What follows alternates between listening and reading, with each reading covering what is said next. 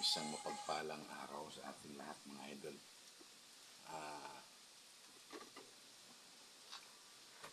Nandito po tayo ngayon sa bahay ng tatay ko. Nagluluto po ako mga idol. Ulam po, mag-aadobo po tayo. So, hindi tayo nakaakyat ng bundok ngayon gawa nung may inaasikaso po ako ngayon mga idol. So ngayon po, nandito po ako sa likod bahay. Tulad ng mga sinasabi ko po na sa mga nauna ko pong video na yung ginagamit po namin na panggatong po sa pagluluto ay yung mga sinisibak ko po doon sa bundok. So yan po, ito po yung dirty kitchen namin sa likod. Dito po kami nagluluto. Pagkahoy po yung ginagamit namin mga idol. So ngayon po, nagsasangkot siya po ako ng karne para aadobohin ko po.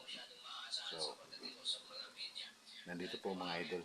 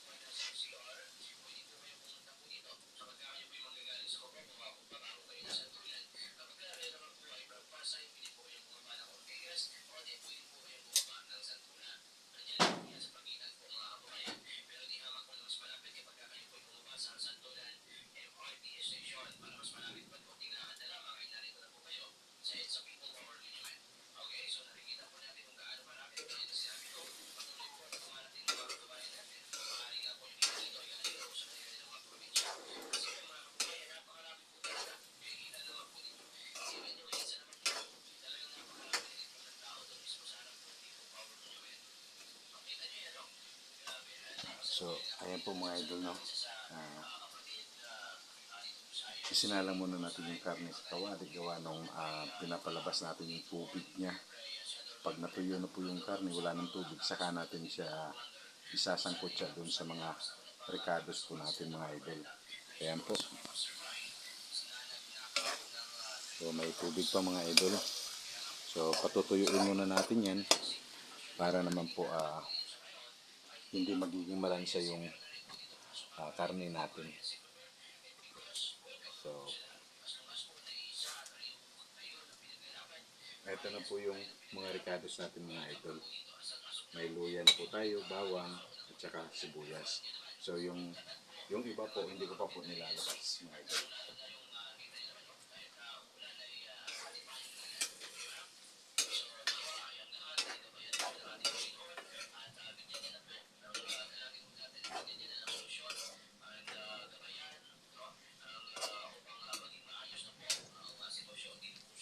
Patutuyuin lang natin tubig mga idol.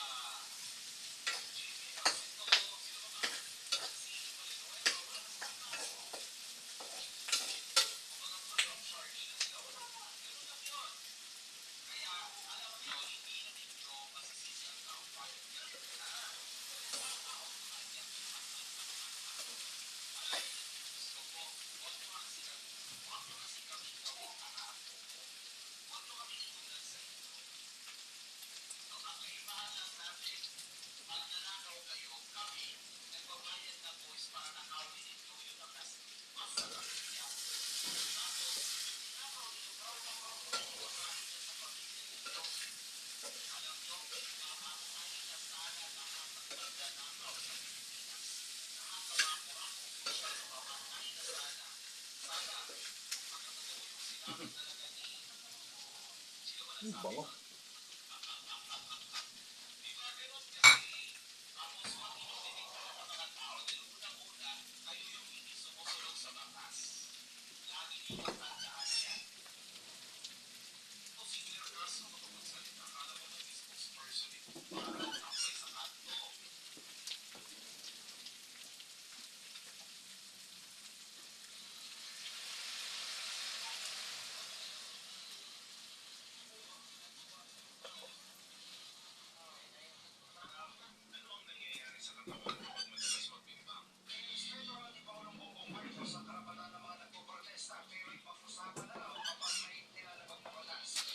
Ayan po mga idol, nilagyan ko po ng kaunting tubig na init gawa ng matigas po yung karne. Medyo matanda na ata yung nakatay nilang karning baboy. So, palalambutin lang po natin mga idol.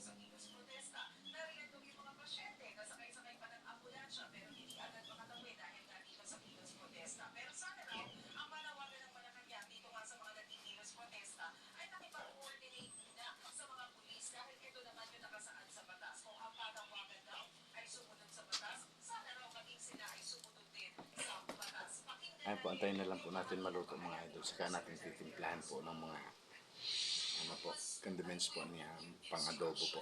Ayan po, maraming salamat po. Update lang po ito dito sa likod bahay po ng tatay ko po. Maraming salamat po.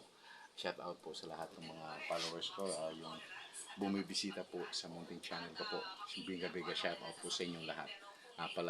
Subscribe na rin po. Malaking tulong na po yun para sa akin. Yung like niyo po at saka yung subscribe niyo po. Thank you po in advance at God bless sa ating lahat mga idol.